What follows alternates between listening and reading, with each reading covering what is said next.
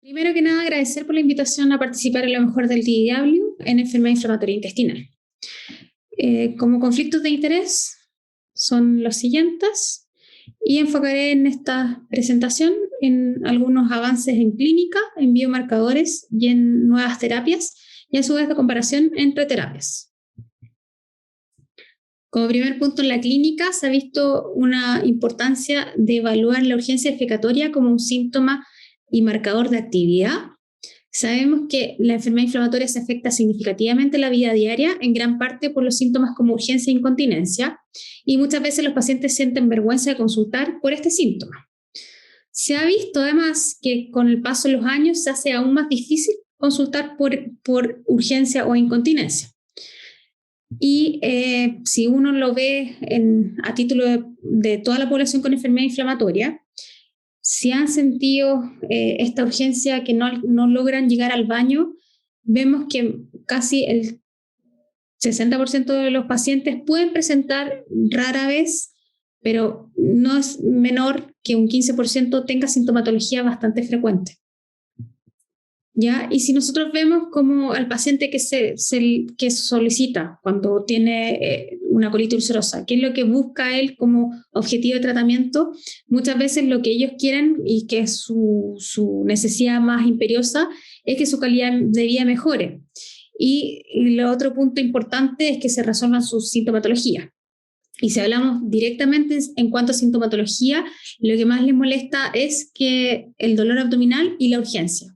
Por lo tanto, son dos parámetros que ellos necesitan un poco controlar con la enfermedad, más que ellos te digan directamente que quieren que su colon endoscópicamente se vea normal. Existen distintas formas como identificar el problema de la urgencia intestinal. Una de las formas es cualitativa versus cuantitativa.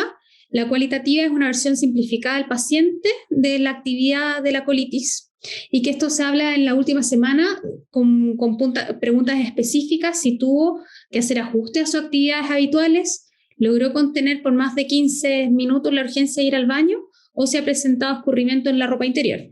Y tener en consideración que la urgencia se considera como un síntoma incapacitante. El año pasado, en la Semana Europea, salió una publicación en cuanto a una score cuantitativo en cuanto a la urgencia, que va entre 0 a 10, siendo la peor urgencia posible el número 10, y se hace un reporte de la severidad de la urgencia a las 24 horas previas al control, y posteriormente se hace un promedio semanal. Obviamente, a mayor índice es peor la actividad clínica, y esto se ha visto porque se ha dado importancia, es porque incluso la guía ACA del 2019 ya está apareciendo la urgencia como uno de los criterios para determinar si es un brote o crisis leve, moderada, severa. ¿Ya? Y también es importante establecer que las nuevas terapias que están apareciendo, como el mirinquizumab, que es un inhibidor de interleuquina 23 específico, también en aquellos pacientes que presentaron urgencia al momento de enrolarse en el trabajo, se ha podido establecer si mejora o hay ausencia de urgencia durante su inducción. Y es así como en la inducción de las primeras 12 semanas, vemos cómo aquellos pacientes que tenían urgencia se redujo hasta un 40% la probabilidad de urgencia. Y esto se mantiene hasta las 52 semanas, donde un 60% de los pacientes logran no tener urgencia, es decir, un número bastante importante a largo plazo. Otro punto interesante en el DDW, se habló de que hay un incremento en la incidencia de Alzheimer en los pacientes con enfermedad inflamatoria. Esto fue en base a estudios con una base de datos de Estados Unidos de 26 sistemas sanitarios que involucra una gran cantidad de población de más de 323.000 pacientes con enfermedad inflamatoria, con un predominio en enfermedad de Crohn, y se hacen los criterios de inclusión en aquellos pacientes que presentaron enfermedad de Alzheimer posterior al diagnóstico de enfermedad inflamatoria. ¿Ya? Y con eso se evaluó cuáles eran los factores de riesgo asociados, y eso estaba obviamente en la edad. Si la enfermedad de Crohn tuvo un factor de riesgo asociado, la hipertensión, y una cosa bastante importante es que era un factor protector el uso de terapias anti-TNF. Esto se correlacionó que incluso ha habido que en la enfermedad inflamatoria se asocia 5 veces más riesgo de desarrollar enfermedad de Alzheimer a edades precoces y, como les decía, el uso protector de anti-TNF. La enfermedad de Crohn presenta más riesgo que la colitis ulcerosa y esto se correlacionaría con una publicación reciente con un metaanálisis de población china que publicó Zhang, que habría un riesgo mayor en estos pacientes de demencia a edades precoces. Esto igual hay que verlo con ojos si esto será una asociación o causalidad. Da la impresión de que es más bien asociación, pero lo veremos con el paso del tiempo. En cuanto a biomarcadores, ¿qué sabemos hasta hoy? Tenemos distintos tipos de manejo en los pacientes, tanto reactivos, que vamos a hacer el ajuste de las terapias según si no hay o no actividad clínica, y el proactivo, que en los ajustes vamos realizando las terapias según los biomarcadores, según niveles de fármacos o también cómo vemos la endoscopía. Y esto lo que nos permite evaluar es un paciente con niveles apropiados para tener un rango terapéutico óptimo. Los objetivos terapéuticos claramente incluyen evaluar la curación mucosa en 3 a 6 meses en colitis ulcerosa y 6 a 9 meses en enfermedad de Crohn. Por lo tanto, requerimos algunos biomarcadores que nos permitan predecir cómo va a ir nuestro paciente antes de esperar el tiempo necesario para la endoscopía. ¿Ya? ¿Y por qué se hace necesario nuevos biomarcadores? Con la calprotectina hemos tenido muy buen seguimiento a largo plazo, pero en un setting de pacientes especiales como en la enfermedad de Crohn, la calprotectina no siempre sirve como un buen biomarcador. Por ejemplo, en la enfermedad de Crohn de Ilion, que no todos los pacientes tienden a tener elevaciones. Y además se ha visto que en la enfermedad perianal también pueden haber elevaciones mayores a la esperada a nivel luminal. Y además existe la variabilidad según técnicas de recolección, tiempos de muestreo, que tienen implicancias posteriores en el rendimiento diagnóstico de la calprotectina. Por lo tanto, se han guiado varios scores. Este se conoce como el Endoscopic Healing Index, que en definitiva es el nombre que le pusieron por la correlación que habría con curación endoscópica, que es una medición a nivel plasmático de 13 proteínas que están asociadas a actividad. Hay algunas relacionadas con mecanismos angiogénicos, metaloproteinasas, activadores como la BCAM y CICAM, y tiene un rango normal que va entre el 0 a 100, y obviamente a mayor score es mayor severidad de la enfermedad, y lo importante de esto es que se ha correlacionado y que tiene muy buena correlación con los hallazgos endoscópicos.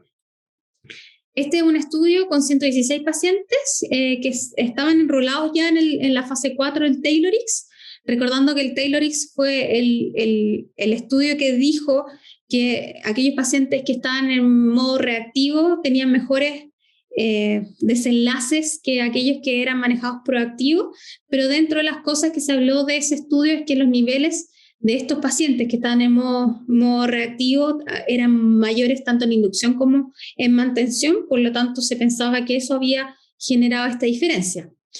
Lo que se hizo en estos 116 pacientes activos, se midió esta set de proteínas a nivel de la semana 14 y se permitió optimizar las terapias. Es así como vemos en este gráfico que en la semana 14, niveles plasmáticos de infliximab, si eran más altos los niveles, se correlacionaba con un menor índice endoscópico de proteínas. Por lo tanto, incluso se evaluaba que mientras mayor era mi nivel de infliximab, mayor probabilidad era que tuviera un índice endoscópico bajo. Índice endoscópico se refiere al biomarcador, ¿ya? Para que no tengamos confusiones. Y después la correlación que hay entre el CCD y el CDAIS era bastante buena para correlacionar este biomarcador plasmático con lo que se encontraba en la endoscopía.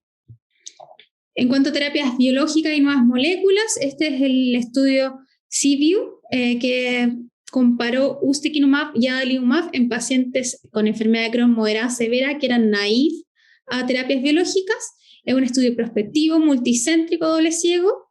Como les decía, este es el primer estudio de comparación en enfermedad de Crohn head-to-head entre adalimumab y ustekinumab. El primer estudio que tuvimos en el año 2019 fue el Varsity, que comparó en colitis ulcerosa vedolizumab versus adalimumab.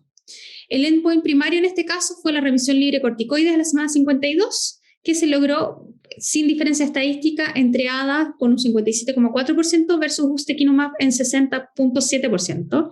Y la respuesta clínica fue bastante similar, ya 61 y 64% sin P significativa.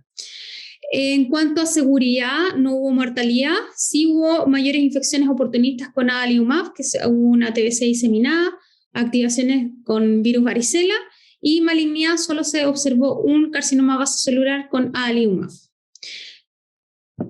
Y vemos acá cómo a las 52 semanas el porcentaje que alcanzó remisión clínica es bastante alto y cómo mejoró además la curación en la mucosa también fue bastante importante con ambos biológicos.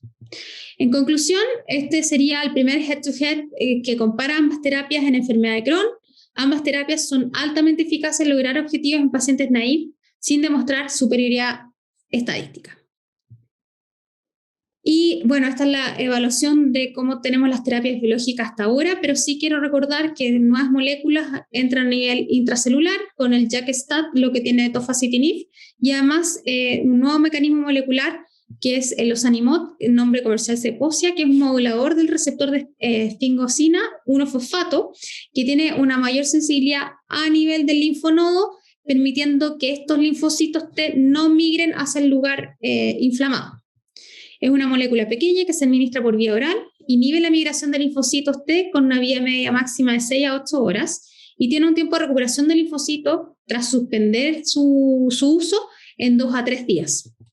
¿Ya? Y ha demostrado seguridad en estudios de fase 2 que salieron publicados en New England en el año 2016, el Touchstone, y el fase 3 True North, que ya se dieron sus primeros datos el año pasado, con un Open Label Extension que seguirá a largo plazo por 6 años, tanto en curación mucosa como histológica.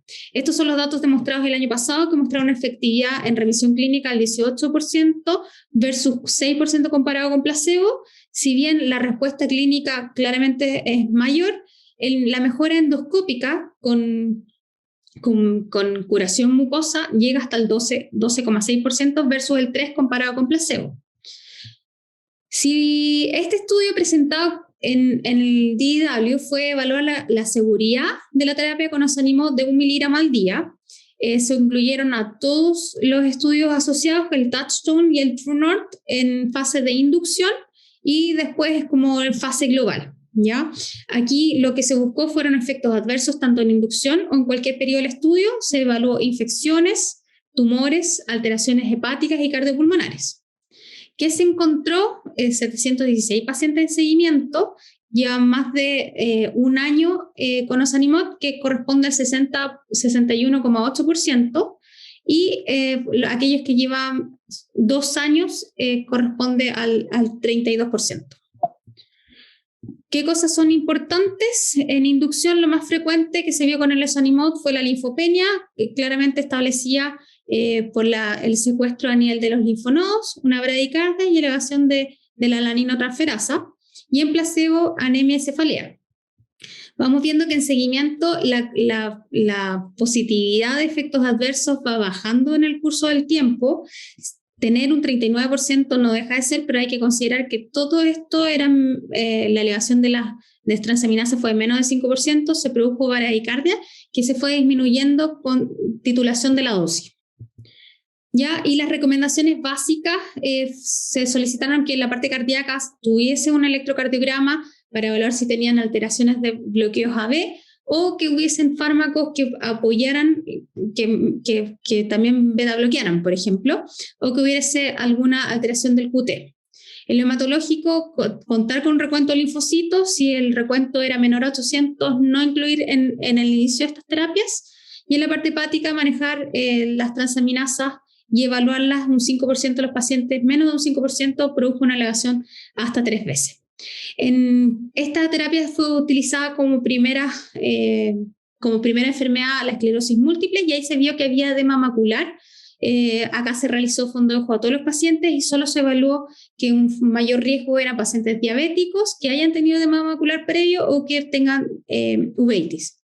Como les decía, el porcentaje de efectos adversos fue disminuyendo con el tiempo y esto se evitó después en forma posterior utilizando dosis crecientes hasta llegar a 1 miligramo al día. Otra de las cosas que se recomiendan, también como en terapias o moléculas pequeñas, se recomienda hacer la vacunación por varicela zóster al menos un mes antes de iniciar la terapia. ¿Ya? Y un punto importante a favor del Zeposia es que fue aprobado recientemente, posterior a la finalización del DDW, la aprobación final para el tratamiento para colitis ulcerosa moderada severa. Puntos claves: es posible incluir otros síntomas como objetivos clínicos que generan una mayor repercusión en la calidad de vida. Vamos a ir evaluando otros tipos de terapias que van a demostrar en cuanto a urgencia si mejora y tiene correlación con la remisión clínica. Hay nuevos biomarcadores que permiten una monitorización no invasiva segura y reproducible que se correlacione con la remisión clínica y endoscópica. No olvidar a aquellos pacientes con que la calprotectina no nos ayuda en el caso de enfermedad de Crohn de Ilion.